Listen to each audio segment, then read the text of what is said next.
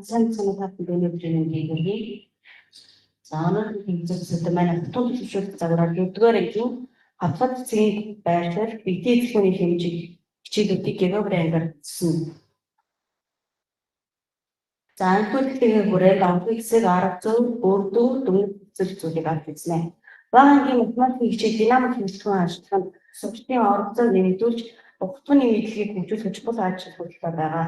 Энэхүү судалгааны зорилго нь ухтгын төвшөлт загвараар 4-р ангийн хавцад цэгийн байршил болон битгий зөвхөний хэмжих хичээлийг интерактив гигабрайнгаар туршиж багшийн багшгүй сургалтын суралцууд хэрхэн өөрчлөлт гарч байгааг тодорхойлох болно. Судалгаанд Аз сургуулийн багангийн багш 4-р ангийн 45 сурвалж хамтсан. Бөгөөд хичээл заах багш зөвлөх болон хэрэглэн боловсруулах багш нар хамтран гигабрайн динамик боловсруулж англи хэсэг хичээлийг туршиж байсан. Энэхүү хичээлийн видео бичлэгүүдийн болон сургалтын даалгавар бүтцүүдийг цуглуулсан. За үүгээр турших болон ажиглах анализын аргуудыг видеоны бүтцийн аргуудыг үр дүнгээ боловсруулсан. За энэхүү судалгааны үр дүн гигабрайн ашиглан танхимын сургалтыг багш болон сурагчдыг идэвхжүүлж тэгээд хамтын болон бие даасан дэж үйлчлэгээ хийж дав сэтгэлээр ухтганы мэдлэгийг эзэмшиж байгаа нь багшийн сурвалжгүй болон багшийн багшгүй сурвалжийн сурвалжууд дэлгэн үзүүлж за энэ сурвалжийн үр дүнд сайжрах боломж бий гэж үзэж байна.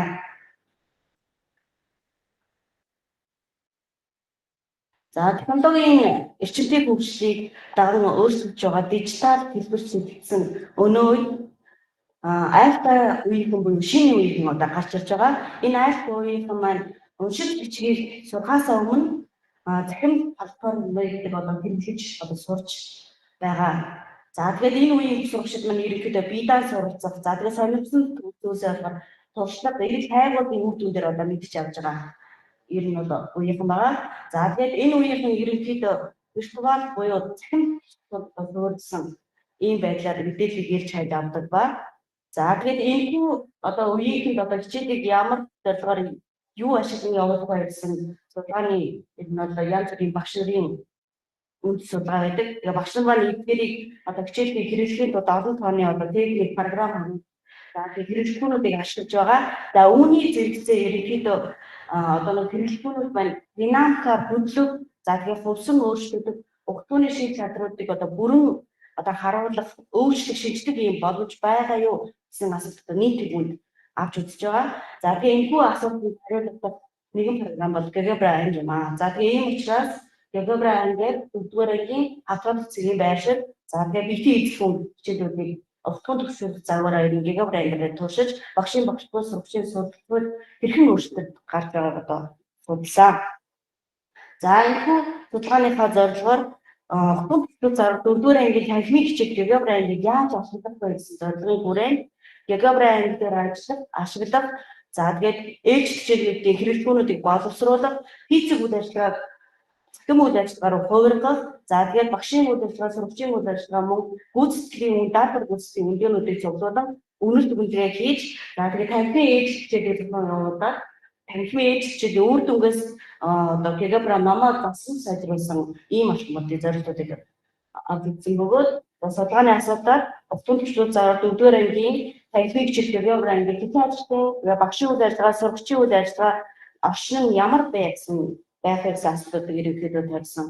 За тэгээд 2016 онд Мегafон октогон бичлэгний хэмжлэгний динамик хэмжлэгний бичлэгэх гигабрайн за мөн дээрэс нь намын чиг 2019 онд математикийн хичээлийн дэлгүүрээр гигабрайн програмыг сонгох нь за мөн дээн 2022 онд ухтгын төлөвшөлт ба шууд сургалтын загвар суурилсан сургалтын үр дүн за 2023 онд навчаа урлагийн дамжин тань удаахангаар математикийн танхимын хичээл интерактив програм ашигласан судалгаанууд байсан бөгөөд мөн 2022 онд гадаадын Z-ийн нээдийн нарны 3D буюу октогон биеийн дэлгээс үүдийг 5-р ангийн сурагчид гигабрайныг туршсан гэсэн одоо судалгаанууд байсан. За тэгээд бага боловсролын нас идэхэн онцлог ер нь бол юу юм бэ гэхээр одоо 2010 оноос хойш сурсан хүүхдүүд бол ер нь бол альфа үеийн гэж одоо нэрлэдэг. Энэ альфа үеийн болохоор дижитал уйгуул гэж одоо ерөнхийдөө нэрлэж байгаа. Яг гэж байгаа төсвийн цагаас эхлээд технологийн хэрэгсэлтэй ойр өсөж байгаа хүүхдүүд гэж үзэж байна. За тэгээд энэ альфа үеийн онцлог нь болохоор дижитал хэрэглээд суурсан хурдан мэдээлэл хүлээн авах чадвартай интерактив урдцаг нэмэгдүүлэх гих мэтлэг онцлог шинжилгээтэй бөгөөд суралцах үйл ажиллагааг нь одоо ямар арга замаар дэмжих юм бэ гэхээр технологиг онцлог ашиглаад интерактив үйл ажиллагаа зохион байгуулах, богино хугацаанд олж мэдээллийг өгөх, за мөн шүүмжлэлтэй сэтгэлийг хөгжүүлэх болон практик туршилтын сургалтанд анхаарах ёстой гэсэн энэ бол арга замууд байсан. За тэгээд энэ хоёр нь арга зам дээр төлөвлөлөө математикийн нас өдгүүдийн тохирсон тухай багаангийн математикийн агуулгын хүрээнд ер нь бол хутгын төлөвшүүлэх загварыг сонгоо мэдээлэл зохион байгуулсан. За тэгээд хутгын төлөвшүүлэх загвар маань ерөнхийдөө тухайн хутгын талаарх гүнзгий ойлголтыг мэдлэгийг хөгжүүлэх чиглэсэн юм динамик интерактив загвар. За тэгээд энэ загвараар ерөнхийдөө тодорхой болон тодорхой үе шинүүдийг авч үзэх, жишээ тавилцуулах, таамаглаад дэвшүүлэх, анализыг дүгнэж батлах, хэрэглэх гэсэн дөрвөн арганд гаргаж чиглэж байгаа. За тэгээд хандлага суурсан хутгын төлөвшүүлэх загваруудын онцлог болон ач холбогдол нэрээр дараах байдлаар харагдаж байна. За тэгээд энэхүү загвараа ашиглаад бид нэр цахим одоо сургалтын одоо технологи суурилсан сургалт явуулж байгаа учраас энэхүү технологийн одоо нэг арга болов Jacobran-ыг одоо сонгож авсан. За энэ Jacobran-ыг болохоор бид нийгмийн нөөц буюу материалын нөөцийг одоо хангаж өгдөг. За мөн математикийн тооцоолол буюу програмууд ухаалаг бүх төгөөрөмжтэй ашиглах боломжтой. За тэгээд англи хэлний ажиллагаа буюу багшид тэнд байгаа ингээд бүх сургууль хамрагдаад багшид үйл ажиллагаа нь бүгдээрээ шууд интерактив харагдана.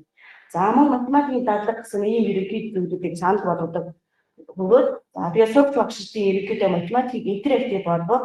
За тэгээд үнгүй тооцоололын математикийг судлах, сурагч бүрийг оролцуулах, автоматмаар асуудлыг шийдвэрлэх гэсэн ер нь судалгаан дээр одоо тусдаг байгаа.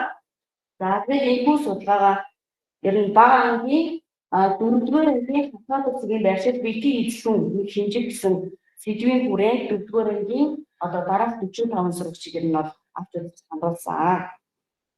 За сурагчдын зам байдлын бичлэг, интерактив хэрэглэлийн хэрэгцээний бичлэг, за тэгээд багшийн бүтээгдэхүүн зам байдлын бичлэг болон Jacobran-гийн мэдээлэл дата гүйцэтгэлийг цуглуулад турших, ажиглах, асуудал видеонуудын аргыг одоо боловсруулж дараах үр дүнгуудыг гаргасан. За тэгээд Jacobran-гийн болохоор ерөнхийдөө ийм нэгдсэн ухаалаг ийм дэлгэцээр интернет очинд бүх хүн зэрэг ороод хаанч нэгтэй бором.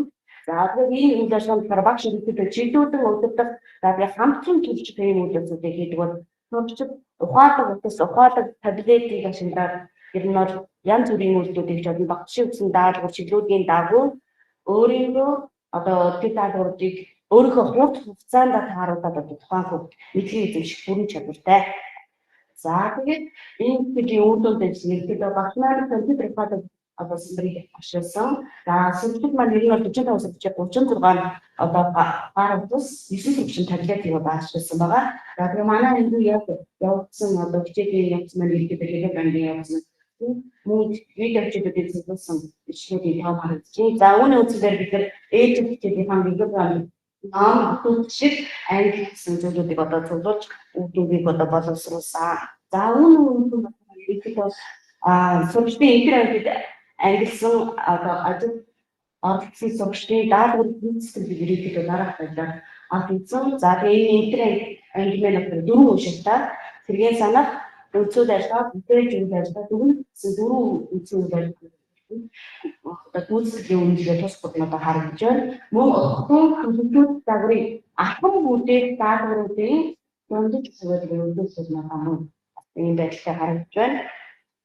За мөн тухайн техник даалгавар багийн энэ хандлагаас багтчихад дараа нь бүгд шаардлага тодорхойлсон.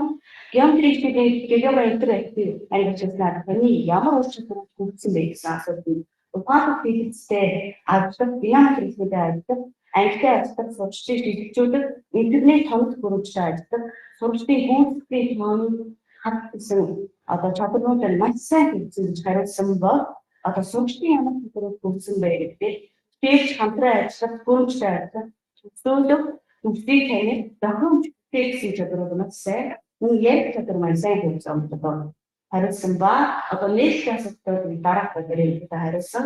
За тэгээд Jacobran-гийн одоо даавал тал нь юу вэ гэхээр онлайнаар дүгнэж одоо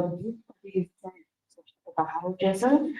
Тэгээд ашиглалтын даавал тал дээр curriculum бүр нь одоо бүгд мэдээлэлтэй тэгээд өөрөө хүчтэй одоо мэдлийг одоо дээд байгаа нэг даалгавар гэж үзсэн. За тэгээд тэгээд тэр хүмүүстэй одоо бодсон бэ гэхээр энэ нь маш өвдөлтөд болсон. За тэгээд захин интер архив хэрэглэх хүний одоо сонирхлыг төрүүлж за тэгээд идэвхээс маш их нөлөөлж байсан. Харинсан за тэгээд Географийн сурагчид одоо хэрхэн хөгжиж байна гэж энэ асуултанд болохоор дахин давтаж мэдлэгээ батлагдаж байгаа мэдээ үүдтэй байсан. За дээрээс нь сурагчдын одоо нөгөө төвччих үйл ажиллагаа одоо бичиг, зураг, бицэг үйл ажиллагаа тугамаасаа за хэрэглэгчтэй арчилдаг гэсэн тийм үйл ажиллагаанууд ерөнхийдөө Лондонгийн хэлбэрээр маш их хөгжиж байсан. За тийм учраас энэ географи ангиараа дараа бас хэрэглэх боломж байна гэж хэлээд асуултанд хариулсан байсан. За үүний үйл болохоор ерөнхийдөө судалгааны багийн багш болон 45 сурагч маань ерөнхийдөө амрагдаж географи ангид одоо үлсэн орсон бөгөөд их хэмжээний хоёр хичээлээс гадаад гүйцэтгэлийн хувь 8%, за бүтэмжийн хувь нь ерөнхийдөө 34% өссөн. За тэгээд мөн хугацааны төлөвлөлтийн ахын бүрийн даалгавруудын хувь нь 13-29% өссөн гэсэн үзүүлэлтийг авч үзсэн ба за тэгээд нөгөө анх гэсэн асуудал географи ангид яаж хэлэх вэ гэсэн асуултанда ер нь географи ангид интернетийн бүх орчин бүх ухаалаг платформ, ухаалаг самбар дэлгэц тэгээд баг үстэй гих зэрэг бүх одоо хөрөмжлөөр хаанаас ч одоо бүрэн оролцсон юм боломжтой.